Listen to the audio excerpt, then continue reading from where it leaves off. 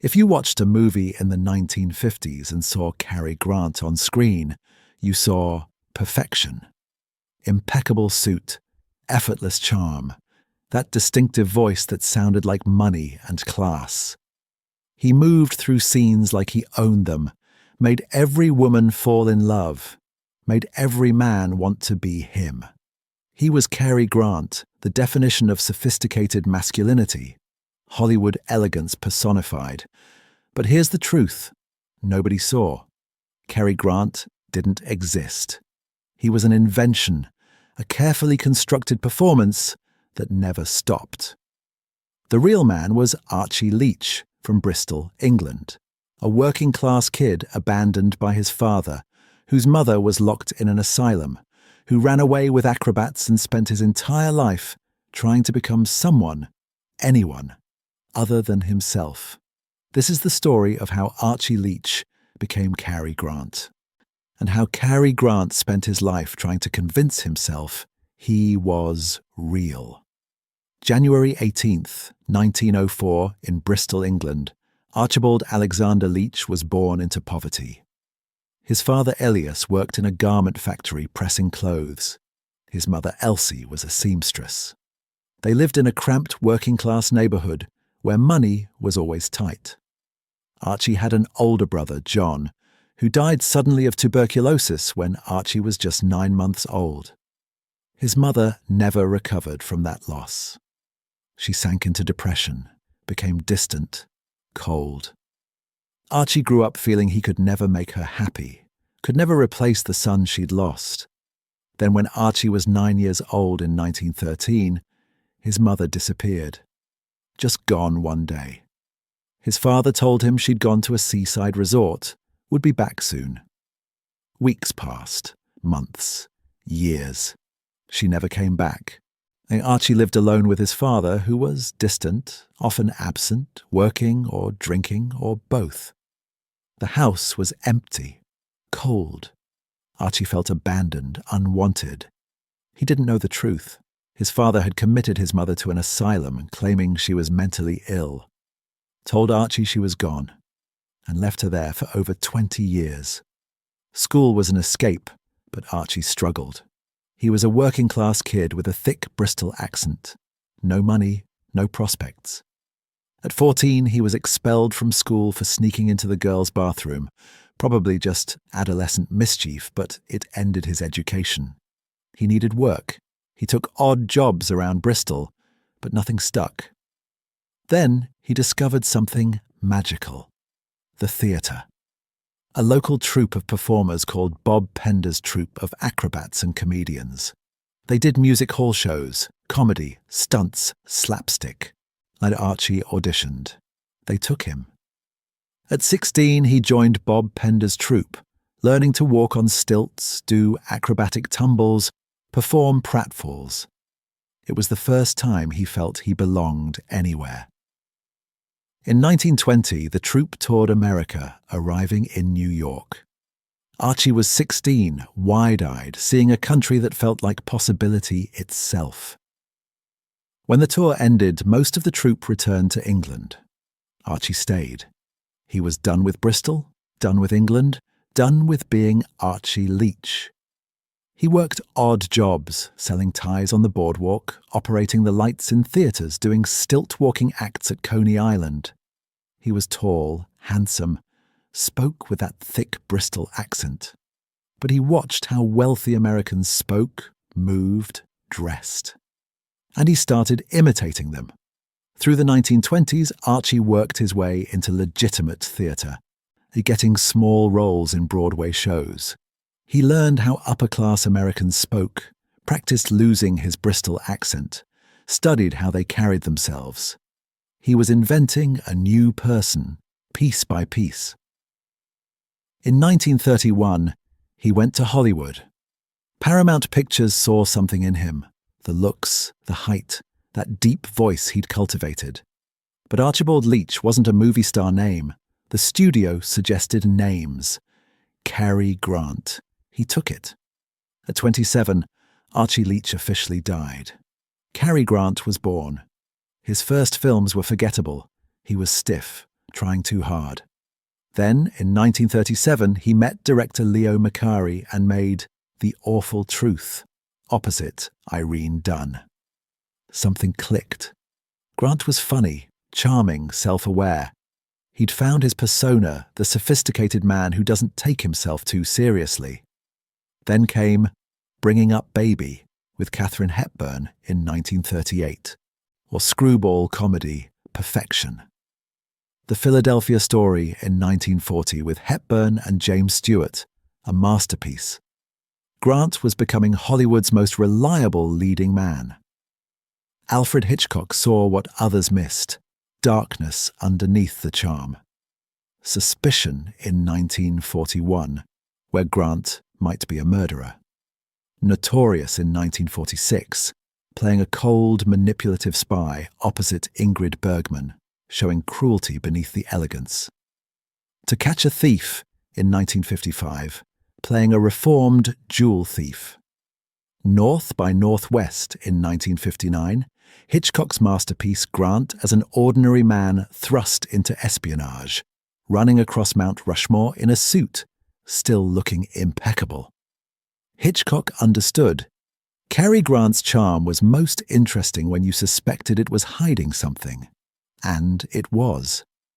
Grant's personal life was a disaster. He married 5 times. First, actress Virginia Cherrill in 1934 lasted barely a year. Second, heiress Barbara Hutton, one of the richest women in the world, in 1942. The press called them Cash and Cary. Divorced, 1945. Third, actress Betsy Drake in 1949. She introduced him to LSD therapy. In the late 1950s, LSD was legal, used by psychiatrists for therapy. Grant did over 100 LSD sessions trying to understand himself, trying to heal childhood trauma. I was reborn, he claimed. Still divorced Drake in 1962. Fourth, actress Dyan Cannon in 1965. Had his only child, daughter Jennifer, when Grant was 62. Divorced 1968. Fifth, Barbara Harris in 1981. She was 47 years his junior. Stayed married until his death, but even that seemed more companionship than passion. Why couldn't he sustain relationships? Grant himself said he couldn't. I pretended to be someone I'm not, he admitted late in life. I became Cary Grant, and then Cary Grant trapped me. The man the world saw, confident, charming, effortless, wasn't real. Inside he was still Archie Leach, abandoned, anxious, never good enough. There were also persistent rumours about his sexuality. He lived for years with actor Randolph Scott in the 1930s and 40s. Photos show them together constantly, sharing homes. Grant always denied being gay or bisexual, but Hollywood whispered. Maybe he was bisexual. Maybe he was simply so confused about his identity that intimate relationships of any kind were impossible. He'd spent so long being someone else, he didn't know who he was. Despite the turmoil, his career soared. An Affair to Remember in 1957, the romantic classic. Charade in 1963 with Audrey Hepburn, was still charming at 59. He was nominated for Oscars twice. Penny Serenade in 1941, None But the Lonely Heart in 1944, and never won. In 1970, the Academy gave him an honorary Oscar for his unique mastery of the art of screen acting. But everyone knew the truth. They'd failed to honour him properly when it mattered.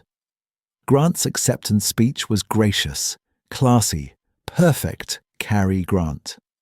But there was sadness in his eyes. In 1966, at 62, Grant retired from acting. Just stopped. Father Goose in 1964 was his last film. He said he was too old, didn't want to become a parody of himself. But really, he was exhausted. Tired of performing, tired of being Cary Grant. He spent his final 20 years doing one-man shows, talking about his career to audiences, working as a consultant for perfume companies, living quietly. He finally found his mother in 1935. She'd been in that asylum the entire time, his father never telling him. Grant got her released, supported her financially until she died in 1973. But they never really connected. Too much damage, too much time lost.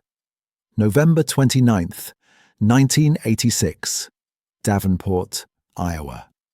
Grant was preparing for one of his one-man shows when he suffered a massive cerebral hemorrhage. He was rushed to the hospital, but died that night. He was 82 years old. The world mourned Cary Grant.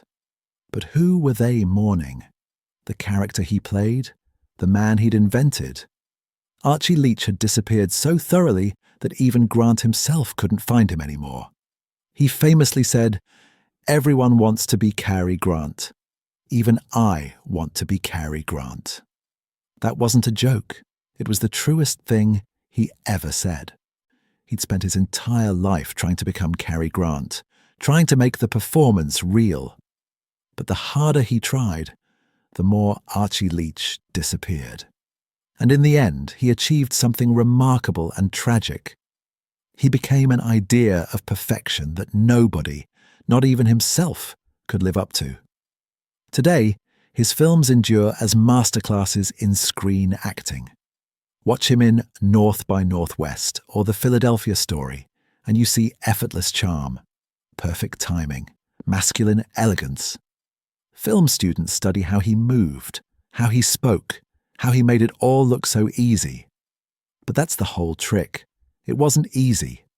Every moment was constructed, calculated, performed. Cary Grant was the greatest role Archibald Leach ever played, and he played it so well he forgot where the performance ended and the man began. Or maybe there was no man left. Maybe Archie Leach died in that Bristol neighborhood in 1913 when his mother disappeared, and everything after was just an orphan boy pretending to be someone worthy of love.